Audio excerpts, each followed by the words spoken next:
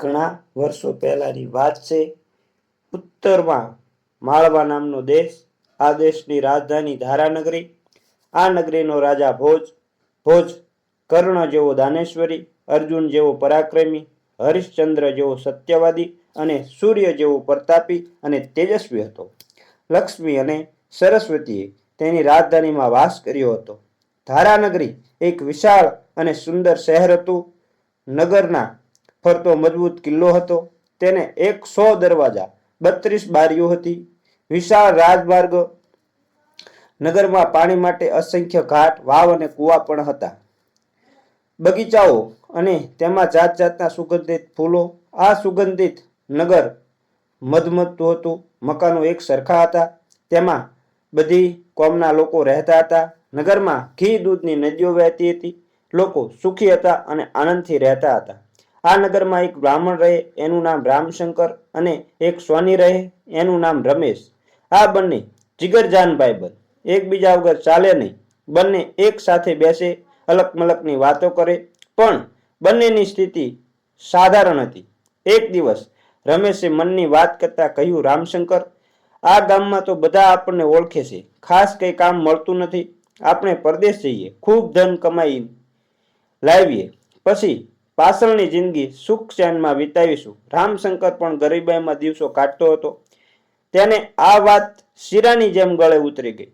તે દોડતો ઘેર ગયો. તેની પત્ની રમાને પરદેશ જવાની વાત કરી. તે પણ ગરીબાઈથી કંટાળી હતી. રમાને આ વાત ગમી. તેને સંમતિ આપી. એટલે બંને મિત્રોએ પ્રદેશ જવાની તૈયારી કરી. બીજે દિવસે વહેલી સવારના બંને ચાલી નીકળ્યા. ચાલતા ચાલતા ઘણા દિવસો વીતી ગયા, મહિનાઓ થયા. તેઓ કનકપુર નામના નગરમાં આવ્યા. આ નગરના રાજા વિજયસિંહ બંનેને આ શહેરમાં ગમી ગયું. આ નગરમાં રહેવાનો મનસૂબો કર્યો. રામશંકર દેવપુરાણનો જાણકાર હતો. શાસ્ત્ર તો તેણે મોઢે હતા. નગરમાં તેણે પાઠશાળા શરૂ કરી. સ્વાની રમેશે એક દુકાન નાખી. સ્વાનીનો ધંધો શરૂ કર્યો. વિજયસિંહે પાઠશાળાની ખ્યાતિ સાંભળી. તેણે તેમના પુત્રને પાઠશાળામાં મોકલવાનું નક્કી કર્યું. આ પુત્રને રામશંકરને સોંપી દીધો. આ નગરમાં 12 વર્ષ વીતી ગયા. રમેશ સારું કમાયો હતો. તેને હવે પોતાનું વતન યાદ આવ્યું. સગાવાલા સાંભળ્યા. તે રામશંકર પાસે આવ્યો અને કહ્યું, આ નગરમાં આપણે આવ્યા તેને 12 વર્ષ થયા. મારે ઈચ્છા હવે ઘરે જવાની છે. રામશંકરને પણ ઘર સાંભળ્યું. રામશંકર રાજા પાસે ગયો. હાથ જોડીને વિનંતી કરી, મહારાજ, મારે ઘરે જવું છે. ઘરની સ્થિતિ સારી નથી. ઘેર બધા દુઃખી થતા હશે. આપ મને રજા આપો. વિજયસિંહે રામશંકર સામે જોયું. તેનો પુત્ર શિક્ષણ લેતો હતો. રામશંકર તેને શાસ્ત્રો ભણાવતો હતો, શસ્ત્ર વિદ્યા શીખવતો હતો.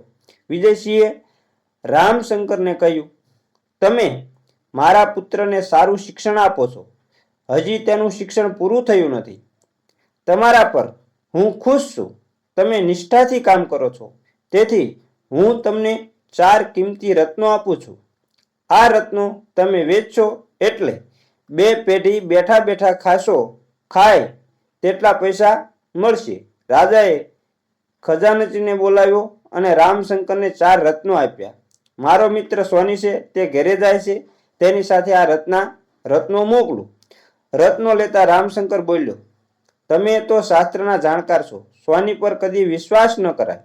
તેની પર વિશ્વાસ મૂકે તે મૂર્ખ ગણાય. રાજાએ તેને ચેતવણી આપી. આ સ્વાની તેવો નથી. મારો જીગરજાન મિત્ર છે. તેના પર મને પૂર્ણ વિશ્વાસ છે. તેને લીધે હું તો આ નગરમાં આવ્યો છું. રામશંકર બોલ્યો. રાજાને પ્રણામ કર્યા. રત્નો લઈને તે ચાલતો થયો. રામશંકરને રાજાની શિખામણ ગળા નીચે ન ઉતરી. તે પાઠશાળાએ આવ્યો. ત્યાં રમેશ બેઠો હતો.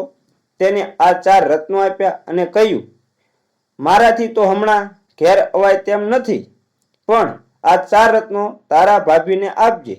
આ રત્ન ખૂબ કિંમતી છે. મારા કુશળના સમાચાર આપજે. રમેશે રત્નો જોયા. તેની કિંમતનો અંદાજ આવી ગયો. તેનું મન લલચાયું. તે મનમાં બબડ્યો, આવા રત્નો તે કઈ બ્રાહ્મણના ઘેર ન સોંપે. તેને આ રત્નો નહીં આપ અને તે શું કરી લેવાનો છે. રમેશ ઘેર આવ્યો. રત્નોને તેણે ઘરમાં દાટી દીધા. શહેરના 4 આગેવાનોને મળ્યો, તેમને ઘેર જમવા બોલાવ્યા, દરેકને મિષ્ટાન જમાડ્યું, 5-5 સોનામોરો આપી અને કહ્યું, તમારે મારી સાથે રામશંકરના ઘરે આવવાનું છે કે મેં તેને 4 રત્નો આપ્યા છે. 4 આગેવાનો ખોટું બોલવા તૈયાર થયા. રમેશ રામશંકરના ઘરે ગયો. તેને સાથે 4 આગેવાનો હતા. રમેશે રમાને કહ્યું, મારા ભાઈ રામશંકર કુશળ છે. તેઓએ સોનાના 4 સિક્કા મોકલ્યા છે. તેઓ ખૂબ કમાઈ આવશે. સોનાના સિક્કા આ આગેવાનોની સાક્ષીમાં આપું છું. સોનામોરો આપી રમેશ ઘેર ગયો. પેલા આગેવાનો પણ ચાલતા થયા. આ 4 સોનામોહર રમાએ તો 4 દિવસમાં વાપરી નાખી. મકાન પડી જાય તેવું હતું. તેને સરખું કરાવ્યું. ગામમાં માંગતા હતા તેને થોડાક પૈસા આપ્યા. અંતે રમાના નસીબમાં તો બધું દુઃખ જ લખાયેલું હતું. આ વાતને ઘણા મહિના વીતી ગયા. રાજકુમારનું શિક્ષણ પૂરું થયું. રામશંકર રાજા પાસે ગયો. ઘેર જવાની રજા માંગી. રાજાને રામશંકર માટે ખૂબ આદર હતો, માન હતું. તેમણે ગુરુદક્ષિણામાં તો પહેલેથી જ આપી દીધી હતી. છતાં વાટ ખર્ચી માટે થોડીક સોનામોરો આપી. રાજાએ તેમને રાજી ખુશીથી ઘેર જવાની રજા આપી. રામશંકર ઘરે આવ્યો. રમેશને ખબર પડી. તેના મનમાં તો પાપ હતું. તે દોડતો રામશંકરને મળવા આવ્યો. રામશંકરના સગા સંબંધીઓ પણ મળવા આવ્યા. રમેશે તો મોડી રાત્રિ સુધી વાતો કરી. બધા ગયા પછી બ્રાહ્મણે ઘર તરફ નજર કરી. તેઓના ઘરમાં ગરીબાઈ ટપકતી હતી. રામશંકરે રમાને પૂછ્યું, મેં 4 કિંમતી રત્નો મોકલ્યા છે, છતાં ઘરમાં ગરીબાઈ કેમ? શા માટે દુઃખી થાય છે? તે રત્નો વેચ્યા નથી? તારી પાસે સાચવી રાખ્યા છે? કયા રત્નો? રમા તો વિચારમાં પડી. મેં આ રત્નો રમેશ સાથે મોકલ્યા હતા. તે આખી જિંદગી કંઈ કામ ન કરીએ તો પણ ખૂટે નહીં તેટલી રકમ છે. એ મને 4 સોનામોરો આપી ગયો હતો. તેમાંથી અત્યાર સુધી જેમ તેમ ઘર ચલાવ્યું. રમા તો હેપતાઈ ગઈ. પણ રામશંકર સોનીની લુચ્ચાઈ સમજી ગયો. સવારના તે વહેલો ઉઠ્યો અને રમેશના ઘરે ગયો અને મોટેથી બોલ્યો, રમેશ, મેં તારા પર વિશ્વાસ મૂક્યો, તેનો બદલો ઠીક આપ્યો. કિંમતી રત્નો હજમ કરી ગયો. તને શરમ પણ ન આવી? તને ગળે પડતા શરમ નથી આવતી? રત્નો તારી પત્નીને આપ્યા છે, તે પણ 4 આગેવાનોની સાક્ષીમાં, સમજ્યો? રમેશે તેને દાદ ન આપી. રામશંકરનું અપમાન કર્યું. ઘરેથી કાઢી મૂક્યો. રામશંકર રાજા ભૂતના દરબારમાં ગયો. રમેશ સામે ફરિયાદ કરી. રમેશે નગરના 4 આગેવાનોને હાજર કર્યા. આગેવાનોએ સાક્ષી આપી અને રાજાએ કહ્યું, રમેશની વાત સાચી છે. અમારી હાજરીમાં તેણે 4 રત્નો આપ્યા છે. રામશંકર પાસે એક પણ સાક્ષી ન હતો. રાજ દરબારમાં તે ખોટો ઠર્યો. રાજા ભોજ રામશંકર પર ગુસ્સે થયા. તેને દેશ નિકાલની સજા કરી. રામશંકર અને રમા રડતા કકળતા શહેર છોડી ચાલી નીકળ્યા. ધારાનગરીની બહાર ગોવાળો ઢોર ચારતા હતા. નગરની બહાર એક ટેકરો હતો. ટેકરા પર એક મોટું ઝાડ. તેના છાંયે ગોવાળો બેઠા હતા. તેમાં એક રાજા થયો, બીજા સિપાઈઓ. આમ તેઓ રમત રમતા હતા. ગોવાળોએ બ્રાહ્મણ અને બ્રાહ્મણીને રડતા જોયા. એક ગોવાળ સિપાઈ બંનેને રાજા પાસે લઈ ગયો. તેણે બંનેને રડવાનું કારણ પૂછ્યું. રામશંકરે તેને બધી વાત કરી. એક ગોવાળ રાજાએ બીજા સિપાહીઓને હુકમ કર્યો, જાઓ, પહેલા રમેશ સોની અને આગેવાનોને પકડી લાવો. આ તો ગોવાળો હતા. તેમાં યુવાનો, હાથમાં કડિયાળી ડાંગ. જોત જતામાં આ બધા ગોવાળો પકડી લાવ્યા. ગોવાળ રાજા ટેકરા પર બેઠો હતો. તેણે રમેશને પૂછ્યું, બોલ રમેશ, તને રામશંકરે રત્નો આપ્યા હતા? તે તેમના પત્ની રમાને આપ્યા છે કે નહીં? રત્નો મેં આપ્યા છે, તે પણ 4 આગેવાનોની સાક્ષીમાં, રમેશે જવાબ આપ્યો. આગેવાનોને અલગ અલગ ઊભા રાખ્યા. પછી ગોવાળોએ તેમને પૂછ્યું, આ રત્નો રમાને આપ્યા ત્યારે તમે હાજર હતા? તમે આ રત્નો જોયા છે? તો તેનો આકાર કેવો હતો અને તેનો રંગ કેવો હતો? ચોરસ આકારના હતા, તે પીળા રંગના હતા. એક બોલ્યો, ના, લંબગોળ હતા અને લાલ હતા. બીજાએ કહ્યું, ખોટી વાત છે, તે ગોળ હતા, લીલા હતા, ત્રિકોણ આકારના હતા. ચોથાએ કહ્યું, ગોવાળ રાજા સમજી ગયો, આ આગેવાનો ખોટા છે. રમેશ પણ જૂઠું બોલતો હતો. તેણે આંખ લાલ કરી બધા ગોવાળોને હુકમ કર્યો, આ બધા ખોટા છે, જુઠ્ઠા છે. લાકડીનો સ્વાદ ચખાડો, પછી તે સાચું બોલશે. ગોવાળોએ ધડાધડ બધાને ફટકાર્યા. સોનીને પણ ફટકાર્યો. માર સહન થતો ન હતો. બધા સાચું બોલી ગયા. રમેશ દોડતો ઘરે ગયો. રત્નો દાટ્યા હતા તે કાઢી લાવ્યો. ગોવાળે આ 4 રત્નો રામશંકરને આપ્યા. રત્નો પાછા મળ્યા. રામશંકરને રમા ખુશ થઈ ગયા. ગોવાળનો ખૂબ ઉપકાર માન્યો. રાજા ભોજ સાચો ન્યાય ન આપી શક્યા. એક અભણ ગોવાળે ન્યાય આપ્યો. આ વાત રાજા ભોજના કાને આવી. તેમને આશ્ચર્ય થયું. રાજા ભોજે ગોવાળને જોયો, પણ તે ખાસ બુદ્ધિશાળી ન લાગ્યો. ગોવાળે જે ટેકરા પર બેસી ન્યાય આપ્યો હતો તે ટેકરો રાજાએ જોયો. રાજાના મનમાં વિચાર આવ્યો, એ ટેકરામાં કોઈ ચમત્કાર છે. તેમણે પ્રધાનને બોલાવ્યા. આ ટેકરો ખોદવા હુકમ પણ કર્યો. મજૂરો આવ્યા. ટેકરો ખોદવાનું શરૂ થયું. ત્યાં સોનાનો ચળકતો ભાગ દેખાયો તો એક સિંહાસન નીકળ્યું. આ સિંહાસન અદ્ભુત હતું. સોનાનું સિંહાસન. તેના પર રત્નો જડેલા હતા. સુંદર કલા કારીગરી અને કોતરકામ હતું. સિંહાસન ગોળાકારે બનાવેલું હતું. તેની ફરતે સોનાની 32 પૂતળીઓ હતી. દરેક પૂતળીમાં હીરા, મોતી, માણેક, નીલમ, પોખરાજ, અમૂલ રત્નો જડેલા હતા. પૂતળી બનાવવામાં અદ્ભુત શક્તિ કલાકારે બતાવી હતી. તેની મુખમુદ્રા જાણે હસીને સામે આવે તેવી હતી. રાજા ભોજે સિંહાસન જોયું. તે ખુશ થયા. નગરમાં પણ આનંદ હતો. નગરજનો આ સિંહાસન જોવા આવ્યા. રાજાએ સિંહાસન રાજસભામાં મુકાવ્યું. પંડિતો, બ્રાહ્મણો બોલાવ્યા. આ સિંહાસનનું પૂજન કરાયું અને મુહૂર્ત જોડાયું.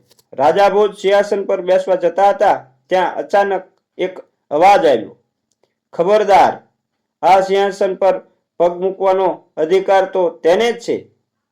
વાક્ય અધૂરું મૂક્યું. 32 પૂતળીમાંથી એક બોલી. આખી સભા સ્તબ્ધ. રાજા ભોજ ખચકાયા. પગ પાછો પડ્યો. સિંહાસન પર પૂતળીઓ જડેલી હતી. આ નિર્જીવ પૂતળીઓ હતી, પણ અવાજ તો સિંહાસનમાંથી જ આવતો હતો.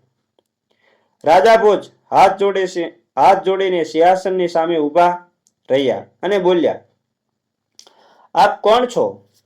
શા માટે સિંહાસન પર બેસતા મને રોકો છો? અમે સ્વર્ગની અપ્સરાઓ છીએ, પણ પાર્વતીનો શ્રાપ છે, તેથી પૂતળીઓ થઈ ગઈ છીએ. એક પૂતળી બોલી, અમને પાર્વતીએ શ્રાપ આપ્યો. મને આ બધું સમજાતું નથી. આપ મને વિગતથી વાત કરો. રાજાએ વિનંતી કરી અને અપ્સરાએ તેમની વાત શરૂ કરી. સ્વર્ગના રાજા ઇન્દ્ર, તેમના દરબારમાં અનેક અપ્સરાઓ નૃત્ય કરતી હતી. સંગીતમાં તેઓ અજોડ હતી. દેવો, ગાંધર્વો અને અપ્સરાઓની મુક્ત કંઠે પ્રશંસા કરતા હતા. આ 32 અપ્સરાઓ એક દિવસ ફરવા નીકળી. આકાશમાં ઉડતી હતી. કૈલાસ પર્વત જોયો. બરફથી ઢંકાયેલો આ પર્વત સૂર્યના કિરણોથી ઝગમગી ઉઠ્યો હતો. તળેટીમાં તાલ, તમાલ, દેવદારના વૃક્ષો, પહાડની તળેટીમાંથી ગંગા વહેતી હતી. ખળખળ કિલોલ કરતી ગંગા વહેતી હતી. અપ્સરાઓએ ગંગામાં સ્નાન કર્યું. ખૂબ મજા કરી. અપ્સરાઓની દ્રષ્ટિ કિનારા તરફ પડી. કિનારા પાસે વિશાળ શિલા પાસે ધૂણી ધકતી હતી. ભગવાન શંકર સમાધિમાં બેઠા હતા. તેમના શરીર પર સાપ ફરતા હતા. આખા શરીરે ભભૂત ચોળી હતી. અપ્સરાઓ ભગવાન શંકર પાસે આવી ધ્યાનથી જોવા લાગી. શંકરના શરીર પર ભભૂતિ હતી, પણ તેમાં અજબનું તેજ હતું. તેમના મુખ પર હજારો સૂર્યનું તેજ હતું. એક અપ્સરા બોલી, કેવું અદ્ભુત રૂપ છે. આ શિવ મારા પતિ હોય તો? એક અપ્સરા બોલી, પાર્વતીજી અચાનક ત્યાં આવ્યા. તેઓએ આ અપસરાની વાતો સાંભળી અને તેમનો ક્રોધ ભભૂક્યો. શંકર ભગવાનની સમાધિ ઉતરી. તેઓ અપસરા સામે જોયું. તે કાંઈ બોલે તે પહેલા પાર્વતીએ અપસરાઓને શ્રાપ આપ્યો. તમે ભગવાન પર ખરાબ દ્રષ્ટિ કરી છે. હું તમને શ્રાપ આપું છું. તમે બધી પુતળીઓ થઈ જશો. કૈલાસમાં સિંહાસન પડ્યું છે તેના ફરતી ગોઠવાઈ જશો. પાર્વતીજીએ શ્રાપ આપ્યો. શંકર ભગવાન જોઈ રહ્યા. તે કાંઈ બોલ્યા નહીં. તેઓ પાર્વતી સાથે કૈલાસ પર્વત પર આવ્યા. કૈલાસમાં એક સિંહાસન હતું. બ્રહ્માજીએ આ સિંહાસન શંકરને ભેટ આપ્યું હતું. શંકર પાર્વતીના લગ્ન થયા ત્યારે આ સિંહાસનને વિશ્વકર્માએ ઘડ્યું હતું. આ સિંહાસનમાં 32 અપ્સરાઓ ગોઠવાય નિર્જીવ પુતળીઓ. શંકરે સિંહાસન તરફ જોયું. આ પુતળીઓથી તે સુંદર લાગતું હતું, પણ સ્વર્ગમાં અપ્સરાઓ ન હતી. ઇન્દ્રની સભા સુનકાર લાગતી હતી. નૃત્ય અને સંગીતના જલસા બંધ થયા. દેવસભા નીરસ લાગવા માંડી. ઇન્દ્ર પણ ચિંતામાં પડ્યો. તેમણે સમાધિ લગાવી જોયું તો અપ્સરાઓ નિર્જીવ પુતળીઓ. પાર્વતી ના ક્રોધનો ભોગ અપ્સરાઓ બની હતી. ઇન્દ્ર કૈલાસ પર્વત પર ગયા. શંકર ભગવાનને વંદન કર્યા. સિંહાસન તરફ નજર કરી પેલી અપ્સરાઓને જોઈ શંકર ભગવાન આનંદમાં હતા. ઇન્દ્રે કહ્યું, ભગવાન, અમારા સ્વર્ગની અપ્સરાઓ ગંગામાં સ્નાન કરવા આવી હતી. તે બધા પાર્વતીજીના શ્રાપનો ભોગ બની છે. પાર્વતીજી પાસે બેઠા હતા. તેઓ વાત સાંભળીને હસ્યા. શંકર ભગવાને પાર્વતીજી સામે જોયું. પછી ઇન્દ્રને તેઓએ કહ્યું, આ શ્રાપ પાર્વતીએ આપ્યો છે. તેનું નિવારણ પણ તે જ કરી શકે. ઇન્દ્રે પાર્વતીને વંદન કર્યા. આ શ્રાપ નિવારણ માટે વિનંતી કરી. પાર્વતીએ કહ્યું, આ અપ્સરાઓનું અસભ્ય વર્તન તેમની ઈચ્છા અને તેથી મેં એમને શ્રાપ આપ્યો છે. અપ્સરાઓ વગર દેવસભા સૂની પડી છે તે પણ મને ખબર છે. પણ આ સિંહાસન પર માળવાનો રાજા ભોજ બેસશે ત્યારે અપ્સરાઓ મારા શાપમાંથી મુક્ત થશે. તે ફરી સ્વર્ગમાં આવશે. ભગવાન શંકરને આ વાત સાંભળી આનંદ થયો. ઇન્દ્ર પણ પ્રસન્ન થયા. અંતે આ શાપનું નિવારણ તો થશે જ. શંકર ભગવાને ઇન્દ્રને કહ્યું, આ સિંહાસન કૈલાસ પર નકામું છે. તમારી સભામાં શોભે તેવું છે. તમે સિંહાસન લઈ જાઓ. ઇન્દ્રે શંકરની રજા માંગી. સિંહાસન રથમાં મૂક્યું. આ અદ્ભુત સિંહાસન જોઈ ઇન્દ્રને પણ આનંદ થયો. તેઓ સ્વર્ગમાં આવ્યા. દેવસભામાં આ સિંહાસન ગોઠવ્યું. દેવો પણ આ પુતળીઓ જોઈને પ્રસન્ન થયા. જાણે હમણાં હસી પડે તેવી આ પુતળીઓ દેખાતી હતી. ઇન્દ્ર આ સિંહાસન જોતા હતા. તેઓનું મન આનંદિત હતું. મનમાં પૂજ્ય ભાવ જાગ્યો. સિંહાસન પર બેસવાનું મન થતું ન હતું. તેથી તે દેવસભામાં શોભા માટે એક બાજુ મૂકી રાખ્યું હતું. આ વાતને વર્ષો વીતી ગયા. ઉજ્જૈન નગરમાં રાજા ભર્તુહરિ રાજ્ય કરતા હતા. નાના ભાઈ વિક્રમાદિત્ય ભર્તુહરિના પત્ની રાણી પિંગળા. આ પિંગળા કપટી અને દુષ્ટ હતી. રાજા ભર્તુહરિને આ વાતની ખબર પડી. તેમને સંસાર પર વૈરાગ્ય આવ્યો એટલે રાજગાદી વિક્રમને સોંપી. રાજા ભર્તુહરિ સાધુ થયા. જંગલમાં તપ કરવા ચાલ્યા ગયા હતા. રાજા વિક્રમ પરાક્રમી હતા, પરોપકારી હતા. રાજ્યમાં લોકો સુખી હતા. પ્રજાને પુત્રની જેમ તેઓ રાખતા હતા. કોઈનું દુઃખ તેમનાથી જોવાતું ન હતું. પોતાના પ્રાણની પરવા કર્યા વગર તેઓ બીજાનું દુઃખ દૂર કરતા. તેમની ખ્યાતિ દુનિયાના ખૂણે ખૂણે પ્રસરી હતી. આવો પ્રજાપ્રિય રાજા મળવો દુર્લભ હતો. સ્વર્ગમાં દેવસભા જામી હતી. સ્વર્ગની અપ્સરાઓ રંભા અને ઉર્વશી બંને નૃત્યમાં પારંગત. દેવો ગંધર્વો આ બંનેની મુક્ત કંઠે પ્રશંસા કરતા હતા. ઇન્દ્ર રાજાનો જન્મદિવસ હતો. નૃત્યનો કાર્યક્રમ થવાનો હતો. સંગીતના વાદ્યો સભામાં ગોઠવાયા. દેવદેવીઓ આ નૃત્ય જોવા આવ્યા હતા. સભામાં બધા બેઠા હતા પણ નૃત્યનો આરંભ થતો ન હતો. પહેલા હું નૃત્ય કરીશ. હું નૃત્યમાં પ્રવીણ છું. રંભા, નહીં, તારા કરતા હું ચડિયાતી છું. ઉર્વશી ગર્વથી બોલી. બંને વચ્ચે સ્પર્ધા જામી. બંને વાદે ચડી. કોઈ નમતું ન જોખે નૃત્યનો આરંભ થતો ન હતો. તેઓ એકબીજા સામે જોતા હતા. તેવામાં દેવસભામાં નારદજી આવ્યા. નારાયણ નારાયણ.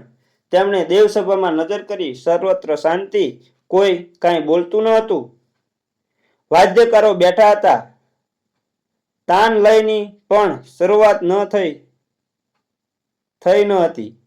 આવો સુનકાર જોઈને નારદજી બોલ્યા, આ સભા શાંત કેમ છે? કેમ કઈ રંગ દેખાતો નથી? તેમણે ઇન્દ્ર સામે જોયું. ઇન્દ્રે સાચી વાત કરતા કહ્યું, નારદજી, રંભા અને ઉર્વશી વિવાદે ચડી છે.